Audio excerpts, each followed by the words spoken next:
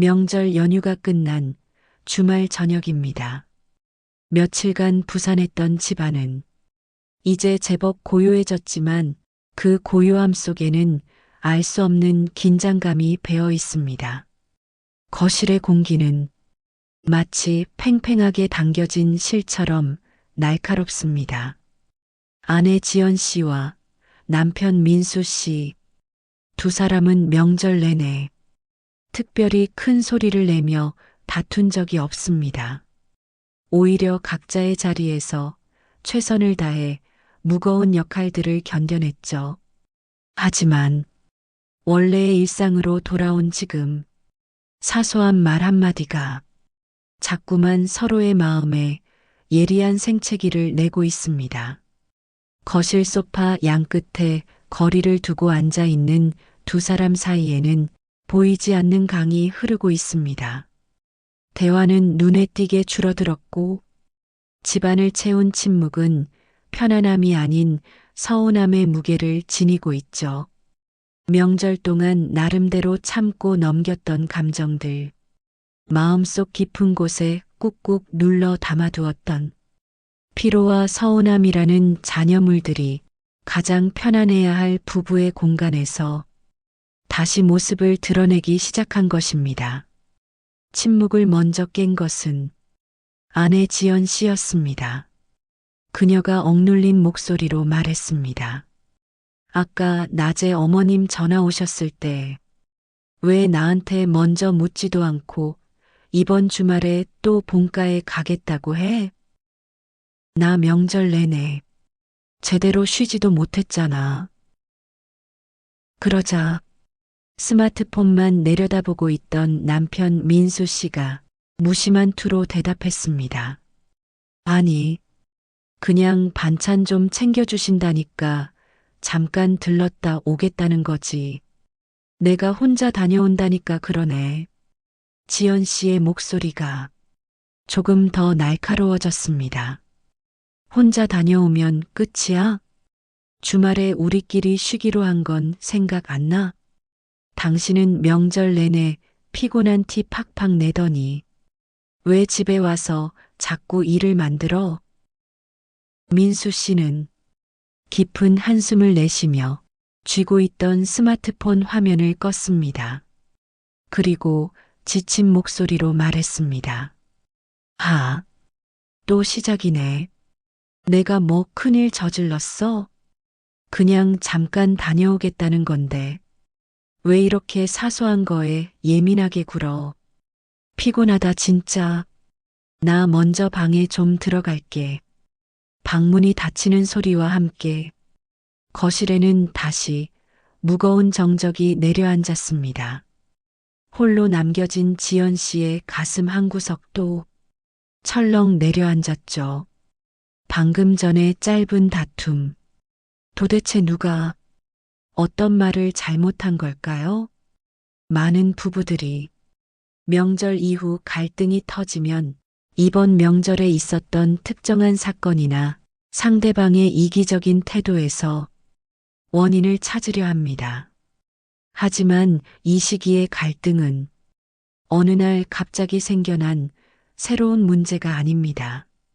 명절이라는 스트레스 상황이 방아쇠가 되어 이전부터 반복되어 온 두 사람 관계의 흐름이 수면 위로 아주 선명하게 드러난 상태에 가깝습니다. 지연 씨의 마음속에는 서운함이 가득했습니다. 그녀는 그저 자신의 힘든 마음을 조금 알아달라는 것이었죠. 명절 동안 긴장하고 애썼던 시간들에 대해 수고했다는 따뜻한 말 한마디면 충분했습니다. 그런데 남편은 조금만 불편한 상황이 생기면 늘 입부터 닫고 도망쳐버립니다. 지연 씨는 그런 남편의 뒷모습을 보며 자신이 철저히 무시당하고 있다고 느꼈습니다. 지연 씨는 지금 당장 이 불편한 감정을 정리하고 대화하지 않으면 부부 사이의 문제가 걷잡을 수 없이 커진다는 단단한 기준을 가지고 있습니다. 그녀에게 남편의 침묵은 관계의 단절이자 철저히 혼자 남겨지는 듯한 두려움입니다. 그래서 끊임없이 남편의 마음을 확인받고 싶어 합니다. 질문을 던지고 대답을 요구하며 닫힌 문을 계속 두드리는 것입니다.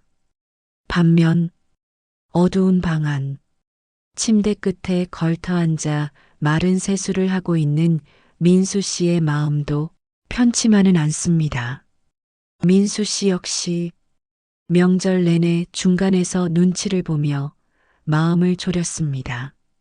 집에 돌아오면 아내와 그저 편하게 쉬고 싶었는데 아내는 자꾸만 자신을 벼랑 끝으로 모는 것만 같습니다. 민수 씨는 여기서 자신이 한마디라도 더 변명을 하거나 대꾸를 하면 걷잡을 수 없는 큰 싸움으로 번질 것이라 굳게 믿고 있습니다. 민수 씨에게는 지금 대화를 멈추고 피하는 것만이 이 관계를 지키는 유일한 방법이다라는 기준이 자리 잡고 있습니다. 그에게 거세게 밀려오는 아내의 감정은 맨몸으로 감당하기 버거운 커다란 파도와 같습니다. 상황이 더 끔찍하게 악화되는 것을 막기 위해 그는 본능적으로 안전한 동굴 속으로 숨어버리는 쪽을 택한 것입니다. 이렇게 대화를 대하는 서로의 기준선이 완전히 어긋난 상태에서 두 사람의 대화는 필연적으로 엇갈릴 수밖에 없습니다. 상대의 반응은 너무나 쉽게 나를 향한 공격이나 차가운 무관심으로 해석됩니다. 차분히 말하려 다짐하고 시작한 대화도 결국엔 늘 비슷한 결말을 맞이합니다. 지연 씨가 다가서며 질문을 이어가면 민수 씨는 짓누르는 부담감에 입을 굳게 닫습니다.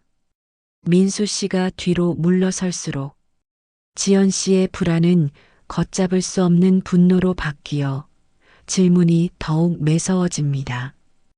그러면 민수 씨의 회피는 더 깊고 단단한 침묵으로 이어지죠.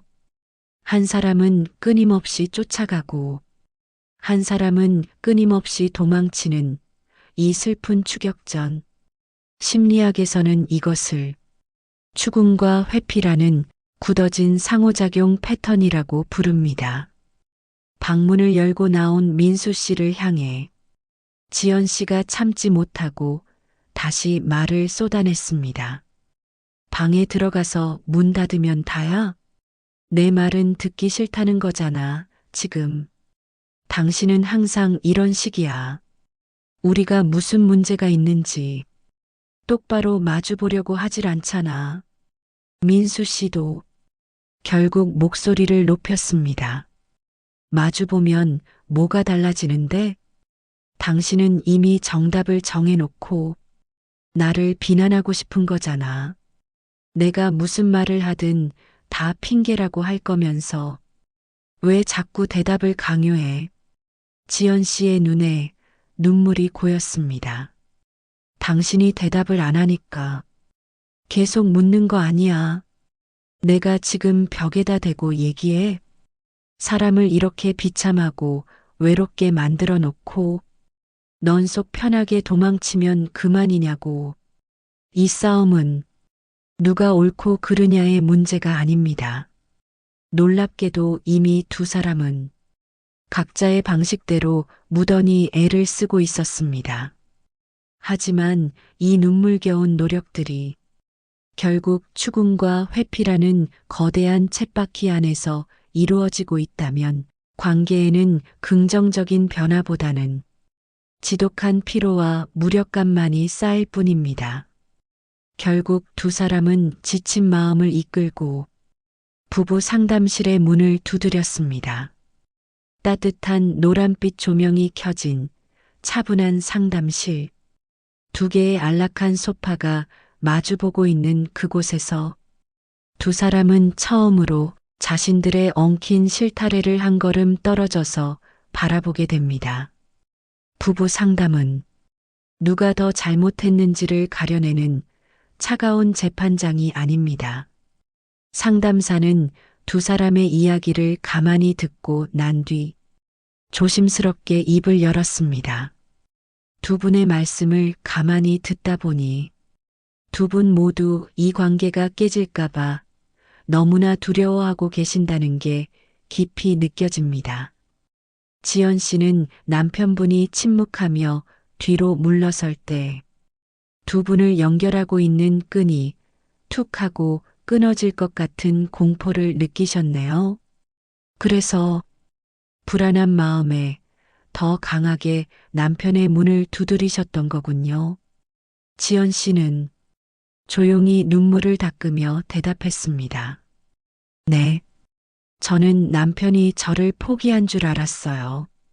더 이상 나를 사랑하지 않아서 내 존재를 무시하는 거라고만 생각했어요. 상담사의 따뜻한 시선이 이번에는 민수 씨를 향했습니다. 민수 씨는 어떠셨나요? 아내분이 문을 강하게 두드릴 때 민수 씨는 그 소리가 아내의 애타는 외로움이 아니라 민수 씨를 향한 거센 비난과 공격으로 들리셨던 것 같아요. 그래서 이 관계를 보호하려고 더 큰 싸움으로 번져 서로에게 상처 주는 것을 막으려고 그 문을 굳게 잠가버리셨군요. 민수 씨는 고개를 푹 숙인 채 무겁게 끄덕였습니다. 맞습니다. 제가 그 순간 입을 열면 통제하지 못하고 아내에게 씻을 수 없는 큰 상처를 줄 것 같았어요. 그래서 입을 다물고 피하는 게 최선이라고 굳게 믿었는데 그게 아내를 저렇게 벼랑 끝으로 몰고 외롭게 만든 줄은 정말 몰랐습니다. 관계의 거센 소용돌이 한가운데 휩쓸려 있을 때 우리는 철저히 자기중심적인 해석자가 됩니다. 하지만 안전한 공간에서 제3의 시선으로 두 사람이 함께 만들어온 상호작용의 패턴을 눈앞에 펼쳐놓았을 때 비로소 닫혀있던 마음의 문이 열립니다. 남편의 지독한 침묵도 아내의 매서운 추궁도 사실은 악의적인 공격이 아니라 나름대로 이 관계를 지켜내기 위한 처절한 몸부림이었음을 깨닫게 되는 순간입니다. 보이지 않던 반복의 흐름을 밖으로 드러내고 브레이크 없이 자동으로 이어지던 반응들 사이에 잠시 멈춰 설 수 있는 여유 공간을 만들어주는 것. 그것이 바로 부부 상담이 작동하는 방식입니다. 시간이 흘러 다시 일상으로 돌아온 부부의 거실. 두 사람은 마주 앉아 조용히 차를 마시고 있습니다. 상담을 받았다고 해서 하루아침에 마법처럼 모든 갈등이 사라진 것은 아닙니다. 하지만 두 사람 사이의 공기에는 분명한 변화가 생겼습니다. 지연 씨가 조금 서운한 투로 말했습니다. 당신, 지금 또 대답 안 하고 방으로 피하려고 하네. 민수 씨는 흠칫 놀라며 멈춰 섰습니다. 예전 같았으면 화를 내며 문을 닫아버렸을 그가 작게 숨을 고른 뒤 천천히 입을 열었습니다. 지금 내가 또 당신 피해서 도망치는 것처럼 느껴졌어? 미안해. 머릿속이 너무 복잡해서 어떻게 대답해야 할지 정리가 안 돼서 그래. 나 딱 10분만 생각 좀 정리하고 나와서 다시 얘기해도 될까? 지연 씨는 잠시 멈칫했지만 이내 부드러워진 눈빛으로 고개를 끄덕였습니다. 알았어. 무시하는 거 아니면 괜찮아. 거실에서 기다릴게. 이것이 바로 두 사람이 얻게 된 귀중한 선물, 멈춤과 선택의 여지입니다. 명절 이후 유난히 커진 갈등. 그것은 결코 부부의 관계가 실패했다는 우울한 증거가 아닙니다.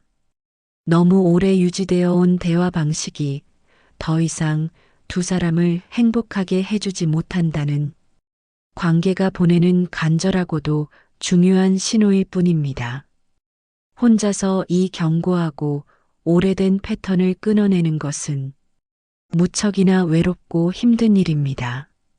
하지만 그 갈등이 만들어지는 구조를 이해하고 서로의 상처를 연민의 눈으로 바라보는 새로운 선택지가 존재합니다. 지금 당장 모든 것이 괜찮지 않아도 괜찮습니다. 당신을 괴롭히는 그 불편한 마음과 갈등은 역설적이게도 이 관계를 더 나아지게 만들고 싶다는 간절한 사랑의 또 다른 이름이니까요.